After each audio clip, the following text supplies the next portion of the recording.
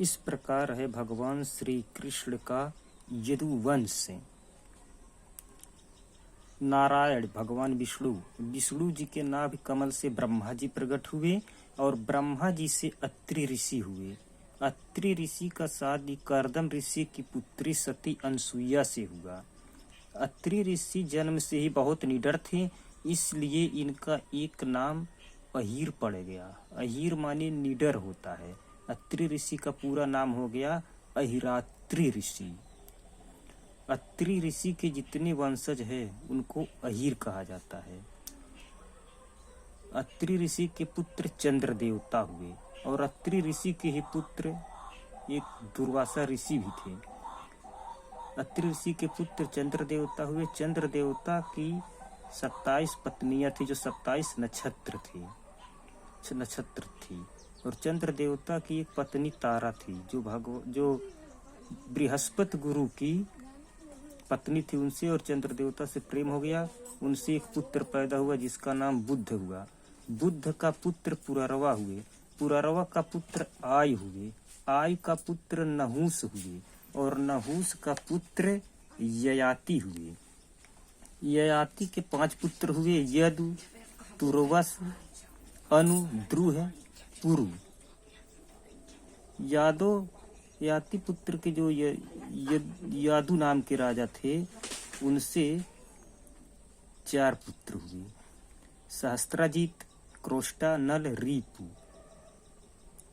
जिनसे यदुवंश की उत्पत्ति हुई।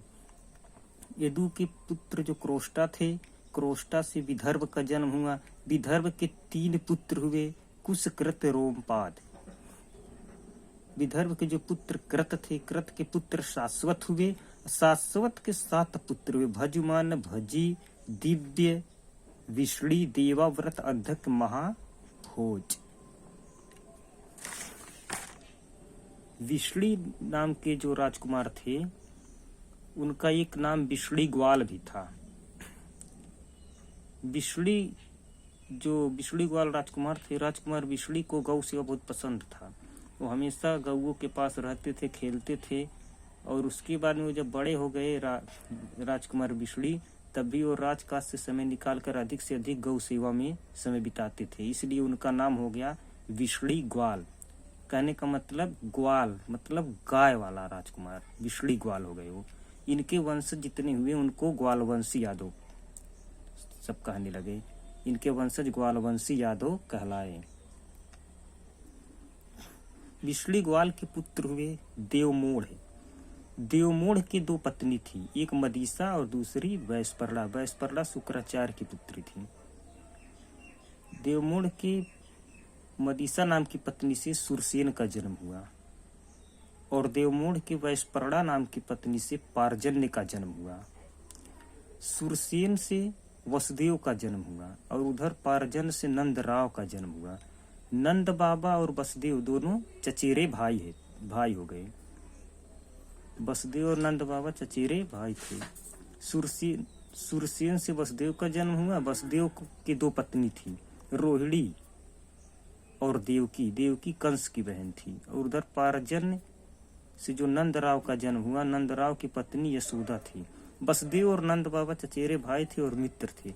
वसुदेव जी अपनी रोहिणी पत्नी को अपने काका के पुत्र नंद जी के घर भेज दिए। नंदराव से योगमाया का जन्म हुआ और वासुदेव जी से श्री कृष्ण भगवान का जन्म हुआ। अब इसमें यह साबित हो रहा है सीधे कि कुछ जो है मूर्ख लोग कहते हैं कि नंद बाबा अलग जात के थे, वासुदेव जी अलग जात के थे। वो देख ले, नंद बाबा और वासुदेव जी दोनों एक ही बाबा के पौत्र थे और चचेरे भाई थे।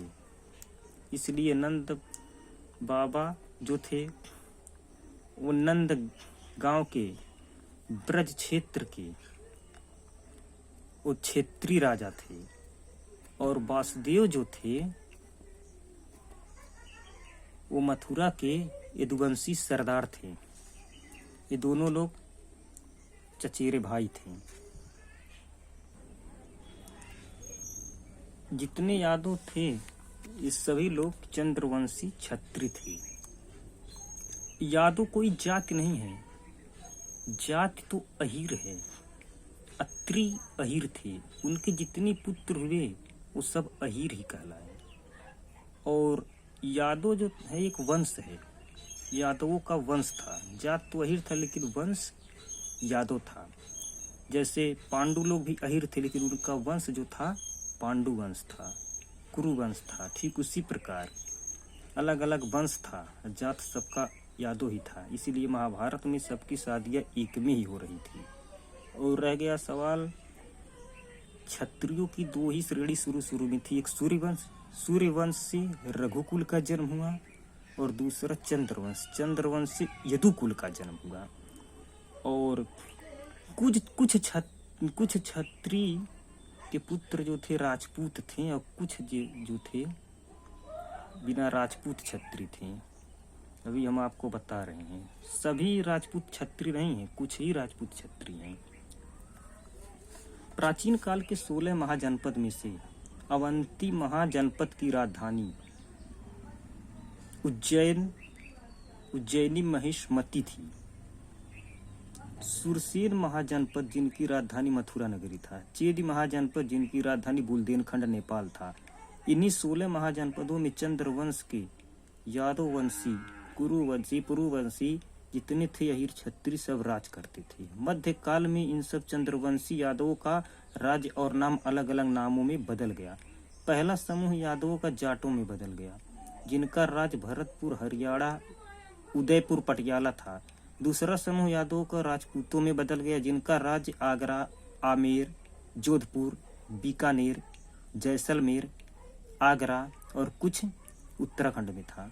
तीसरा समूह यादवों का मराठों में बदल गया, जिसमें शिवाजी का जन्म हुआ, जिनका राज्य दक्षिण में था। चौथा समूह यादवों का लोधो या पालो में या गुज्जरों में बदल गया, या सरदारों में बदल गया, और सिखों में बदल गया। इनका राज्य दिल्ली, मेवाड़, चंदेरी और पंजाब प्रांत में था, जिसमें नानक देव जी, गुरु गोविंद जी जन्म लिए।